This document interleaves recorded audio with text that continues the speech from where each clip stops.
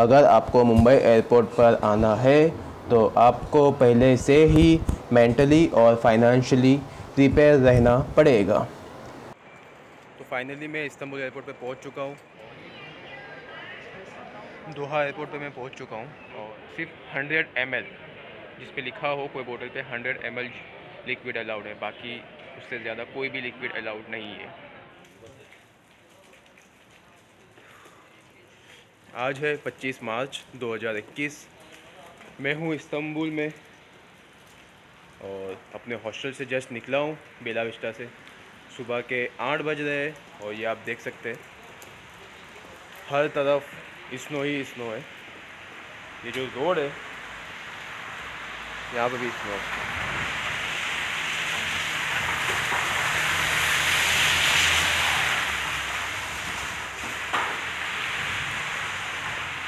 शायद से कल रात से ही बहुत ज़्यादा स्नो चालू हो गई है, तो ये रोड पे भी बहुत ज़्यादा स्नो गिर रही है। और आज 25 मार्च मेरा वापसी का दिन है, तो इस्तांबुल से Mumbai back to home India. तो मेरी फ़्लाइट आज बुक है कतर एयरलाइंस में। फ़्लाइट का टाइम है 1:30। इस्तांबुल से दोहा। दोहा में 3 घंटे लेओवर है। उसके बाद दोहा से मुंबई, और मुंबई में 26 तारीख रात 2 बजे या 3 बजे पहुंचूगा। फिर वहां से मैंने टिकट बुक करवाई है मुंबई से सूरत ट्रेन में। अब देखना ये है कि मुझे मुंबई में क्वारंटाइन करते हैं या फिर मैं जा सकता हूँ, मुझे कुछ पता नहीं है। इतना है कि मैंने अपना RT-PCR मैंने टेस्ट करवा लिया है और एयर सुविधा पे भी मैंने जो सेल्फ डिक्लेरेशन करना होता है वो कर लिया है। ठीक है। सो आप इस्तांबुल में तुर्की में एयरपोर्ट पे भी अपना RT-PCR करवाने के आपको 250 लीरा देने पड़ेगी एयरपोर्ट पे। मैंने करवाया था बेला विस्टा से, इमरान के पास से। यहाँ पे एक बंदा आता है, उसने उसको फ़ोन किया, आ गया, मुझे रिपोर्ट मिल गई। मैंने रात को करवाया था, सुबह में मुझे रिपोर्ट मिल गई। तो यहाँ पे 200 लीरा मुझे देने पड़े थे। ठीक है। बर्फ़ बहुत गिर रही है, थोड़ा सा टेंशन है। लगेज मेरे पास ज़्यादा हो चुका है, तो थोड़ा सा लगेज तो मैं यहीं रख रहा हूँ, फिर भी मेरे पास लगता है लगेज ज़्यादा हो चुका है। बैग चला के जाना, ये पहाड़ जैसा चलना ऊपर। ठीक है, चलते हैं, आपको आज सब कुछ बता ही देता हूँ। इस्तांबुल से मुंबई हम कैसे जाएंगे और क्या रिक्वायरमेंट है एयरपोर्ट पे। ठीक है, तो करंट अपडेट मैं आपके साथ ये शेयर करने वाला हूँ, एकदम करंट अपडेट। बहुत सारी वीडियो मैंने बनाई हुई है इस्तांबुल की, वो वीडियो बाद में धीरे धीरे आती रहेगी, मगर ये वीडियो मैं पहले अपलोड करूँगा ताकि लोगों को पता चल सके कि एयरपोर्ट पे क्या सिचुएशन है करंट। ठीक है, चलते हैं।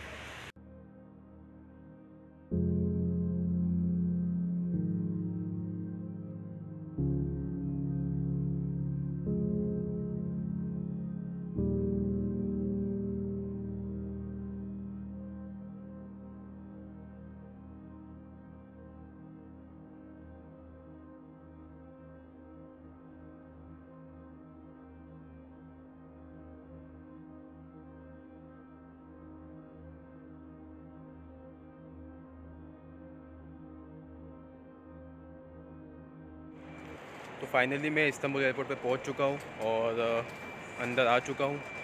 अंदर आप जैसे ही आते हो वहाँ पे आपका पहले बैगेज चेक वगैरह होता है, उसके बाद आपको एंट्री मिलती है। और मैं आया था तकसीम से इस्तांबुल एयरपोर्ट हवा बस में, 30 लिरा लगे। अब इस्तांबुल से मेरी फ़्लाइट है दोहा, दोहा से है मुंबई। ठीक है, और मुंबई से जाने वाला हूँ सूरत। तो मेरी कतर एयरलाइंस है और 25 किलो मुझे चेक इन बैगेज अलाउ है और 7 kg हैंड बैगेज। ठीक है, तो ये मेरा लगेज है, मगर कुछ सामान मैंने थोड़ा सा ज़्यादा ले लिया था, तो 25 किलो की जगह पे 28 किलो हो गया था। वो सामने जो येलो कलर की मशीन दिख रही है वहाँ पे आप अपना वेट कर सकते हो, पहले ही कर ले क्योंकि कतर एयरलाइंस वाले आपका आधा किलो भी ज़्यादा नहीं लेगी। 25 किलो है तो सिर्फ 25 किलो ही लेगी। 1 किलो भी होगा तो आपसे वो, मैंने चेक किया था ऑनलाइन, तो 35, 2 किलो होगा तो $70, $35 1 किलो का।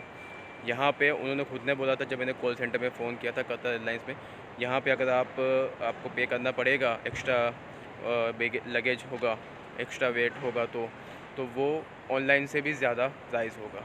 ऑनलाइन इनकी प्राइस है कतर एयरलाइंस की वेबसाइट पे और इनकी एप्लीकेशन पे 2 किलो के $70। ठीक है, तो मेरा 3 किलो ज़्यादा हो गया था। ये मैंने ब्लैक थैली में 3 किलो मैंने निकाल दिया है। कुछ डेट्स थी, पिस्ता थे, काजू थे, ये मैंने निकाल दिया है। अभी कोशिश करते हैं हैंड बैगेज में लेने की, मगर प्रॉब्लम ये है कि मेरा हैंड बैगेज भी 12 किलो है और वो 3 किलो, 15 किलो ये हो गया। कोशिश करेंगे अगर कोई मिल गया तो, या फिर मुझे शायद, पता नहीं मैं क्या करूँगा, क्या होगा। और दूसरी बात, मुझे ये भी नहीं पता कि मुंबई एयरपोर्ट पे क्या सिचुएशन है कोरोना की, क्वारंटाइन की। ठीक है, मैंने अपनी तरफ से PCR रिपोर्ट करवा ली है, सेल्फ डिक्लेरेशन भी मैंने दे दिया है एयर सुविधा की वेबसाइट पे। तो पता नहीं वहाँ पे अच्छा होगा बुरा होगा, जो भी होगा मेरा अपना रियल एक्सपीरियंस में आपके साथ इस वीडियो में शेयर कर दूँगा। ठीक है, तो आपको आने वाले दिनों में परेशानी ना हो, उस हिसाब से आप भी अपनी तैयारी कर सको। ठीक है, तो दोहा का चेक इन काउंटर अभी खुला नहीं है, जैसे ही खुलता है चेक इन काउंटर करके पता चलेगा मैं अंदर जा सकता हूँ नहीं जा सकता हूँ। ठीक है।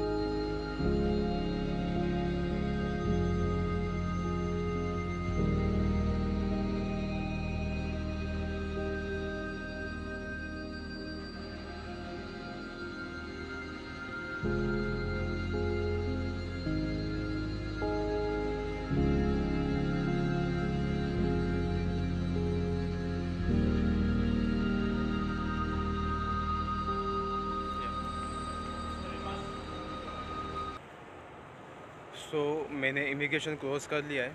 इमिग्रेशन में हार्डली मुझे 2 से 3 मिनट खड़ा रहना पड़ा। उसने सारा कुछ चेक किया, फिर पता नहीं क्या पासपोर्ट के साथ वो कुछ कर रही थी, तो मैंने उनको अपना किम लिख दिया। सामने से मैंने बोला कि ये do you want for my kim लिख द रेसिडेंस कार्ड, उसने बोला यस। फिर उसने स्टैम्प लगाया और जाने दिया। ठीक है, वहाँ से लेके गेट नंबर है जोन 2 में A10, गेट नंबर है A10। तो इमिग्रेशन ऑफिस से लेके यहाँ तक थोड़ा सा चलना पड़ा। बहुत बड़ा एयरपोर्ट है ये, इस्तांबुल एयरपोर्ट, न्यू एयरपोर्ट। ठीक है, अभी देखते हैं। यहाँ से फ़्लाइट 1:30 की है। उसके बाद दोहा का क्या सीन है, इंडिया का क्या सीन है, चलते और बताते आपको। जुड़े रहे मेरे साथ।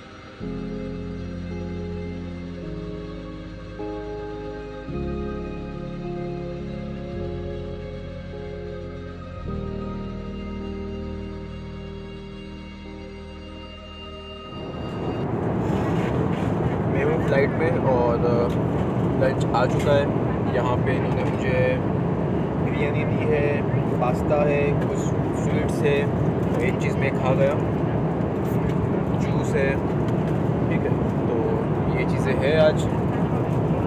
बिरयानी तो देखने में अच्छी लग रही है, इनकी स्वीट्स बड़ी कमाल की होती है, ठीक है। तो लंच करेंगे। चिकन बिरयानी, पास्ता और इनकी जो स्वीट्स थी बहुत ही ज़बरदस्त थी। मैंने एक और मंगाया है, ये है वेजिटेबल लसानिया, ऐसा कुछ नाम बोला है। ये मैंने जस्ट टेस्ट किया, बहुत ज़बरदस्त है, ठीक है। तो कतर एयरलाइंस में अगर आप एक्स्ट्रा मांगोगे तो भी मिलेगा, ठीक है।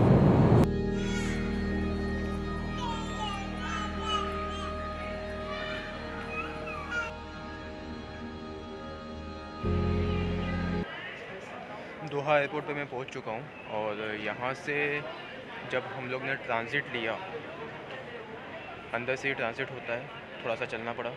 जैसे ट्रांज़िट लिया और वापस से डिपार्चर की तरफ जाने लगे तो वहाँ पे हमें बैग चेक इन वापस करवाना पड़ता है। तो जो लगेज होता है, हैंड बैगेज, वो वापस से चेक इन होता है, वहाँ से गुजरना पड़ता है। तो वहाँ पे एक चीज़ मैंने देखी, जितने लोगों के पास भी पानी की बोतल थी या फिर पानी था, वो लोग बाहर ही सब फेंक दे रहे थे। मैंने भी फेंक दिया था, जब मैं आया था इस्तांबुल तब भी मैंने फेंक दिया था। पर इस टाइम मेरे साथ एक बोतल थी 1 लीटर की, शलजम का जूस था, वो मैंने लिया और वहाँ पे फिर उसने मुझे रोक लिया। उसने बोला ये अलाउड नहीं है, लिक्विड अलाउड नहीं है। मैंने बोला लिक्विड, इसमें इसकी कोई कीमत नहीं है। मैंने बोला तू फेंक सकता है, पर ये शलजम मैंने मेरे पापा के लिए लिया हुआ है। आपको भी पता है शलजम का जूस बहुत काम आता है, मेरे फादर के लिए मैंने लिया था। मैंने बोला ये अलाउड नहीं है। मैंने बोला आपके मैनेजर से बात करो। फिर उसने मैनेजर को तो नहीं बुलाया, उसने अपने सुपरवाइज़र को बुलाया और उससे मैंने बात की, तो वो नहीं माना।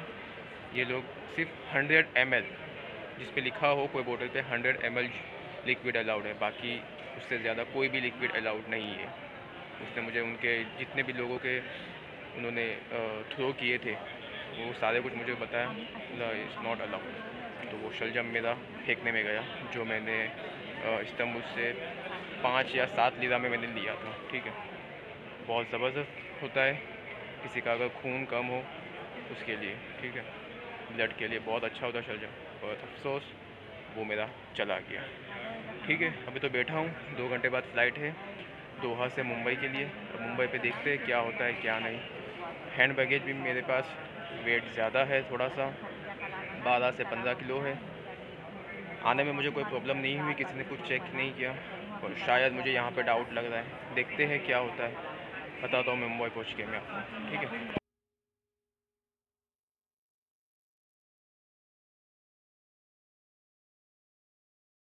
अगर आप मेंटली और फाइनेंशियली फ्री है, फिर से बोल रहा हूँ, अगर आप मेंटली और फाइनेंशियली फ्री है तो ही आप मुंबई एयरपोर्ट पर आइए।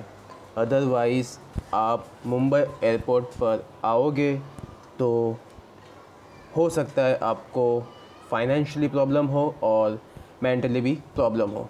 तो मुंबई एयरपोर्ट पे अगर आपको आना है तो पहले से आपको मेंटली और फाइनेंशियली प्रिपेयर रहना पड़ेगा। अगर आपको मुंबई एयरपोर्ट पर आना है तो आपको पहले से ही मेंटली और फाइनेंशियली प्रिपेयर रहना पड़ेगा, ठीक है। तो वो मैं इसलिए बोल रहा हूँ, अगर आप मुंबई एयरपोर्ट पे आते हो तो अगर आप प्रॉपर मुंबई के हो तो वो आपको होम क्वारंटाइन करेंगे। अगर आप कल्याण, ठाणे या फिर अदर मुंबई से थोड़ा हट के, मतलब पूरे ऑल ओवर महाराष्ट्र में कहीं से भी हो, तो वो आपको होटल क्वारंटाइन करेंगे या फिर उनकी जो म्यूनसिपलिटी की जो हॉस्पिटल है BMC, वहाँ पे वो आपको क्वारंटाइन करेंगे। वो आप पे डिपेंड करता है कि आपको होटल क्वारंटाइन जाना है या फिर मुंबई एयरपोर्ट के या फिर BMC की जो हॉस्पिटल है म्यूनसिपलिटी की, वहाँ पे आपको क्वारंटाइन जाना है। अगर आपको होटल क्वारंटाइन जाना है तो आपको वहाँ पे होटल बुकिंग करवानी पड़ेगी, 7 दिन की या 14 दिन की होटल बुकिंग करवानी पड़ेगी। फिर आपको वहाँ पे फॉर्म वॉर्म भर के आपको वो उनकी बस सर्विस में आपको वो ले जाएंगे होटल पे, ठीक है। तो मे भी पॉसिबल है अगर आप होटल क्वारंटाइन जाते हो तो मेरे हिसाब से कम आपके टाइम दिन वेस्ट हो गए और मिनिमम 20 से 30 हज़ार रुपये आपके ज़ाया हो जाएंगे, ठीक है। तो ये हो गया। अगर आप किसी और स्टेट के हो तो क्या है, अगर आप किसी और स्टेट के हो तो आप बाय ट्रेन या बाय रोड आप नहीं जा सकते। आपको होटल मुंबई एयरपोर्ट के बाहर ही नहीं जाने दिया जाएगा। वहाँ पे आपको फिर कनेक्टिंग फ़्लाइट लेनी पड़ेगी, डोमेस्टिक फ़्लाइट लेनी पड़ेगी। फिर आपको वहाँ पे एक और ऑप्शन होगा, वहाँ पे आपको RT-PCR टेस्ट करवाना पड़ेगा 800 रुपीज़ दे के। उसके बाद आपको वहाँ पे कंफर्म फ़्लाइट आपको बुक करनी पड़ेगी, कंफर्म फ़्लाइट। फिर आपको डोमेस्टिक एयरपोर्ट पे छोड़ा जाएगा, फिर वहाँ से आप अपनी कनेक्टिंग फ़्लाइट ले सकते हो और कोई ऑप्शन नहीं है, ठीक है। यही ऑप्शन है। आप मुंबई के हो तो आपको होम क्वारंटाइन, मुंबई से बाहर हो तो आपको होटल क्वारंटाइन या फिर BMC क्वारंटाइन में आपको जाना पड़ेगा। या फिर अगर आप किसी और स्टेट के हो, कहीं और जाना चाहते हो, किसी और सिटी में जाना चाहते हो तो आपको डोमेस्टिक एयरपोर्ट पे जाने के लिए आपको RT-PCR टेस्ट वहाँ से करवाना पड़ेगा नया। वहाँ पे 800 रुपीज़ दे के करवाना पड़ेगा। आपके पास कंफर्म फ़्लाइट टिकट होनी चाहिए तो फिर आपको वो वहाँ पे छोड़ेगी आपको डोमेस्टिक एयरपोर्ट पे, ठीक है। तो ये प्रोसेस है मुंबई एयरपोर्ट पे। अगर आप आ रहे हो तो ये पहले से अपने माइंड को सेट करके आए कि आपको ख़र्चा होना है, टाइम वेस्ट होना है, ठीक है।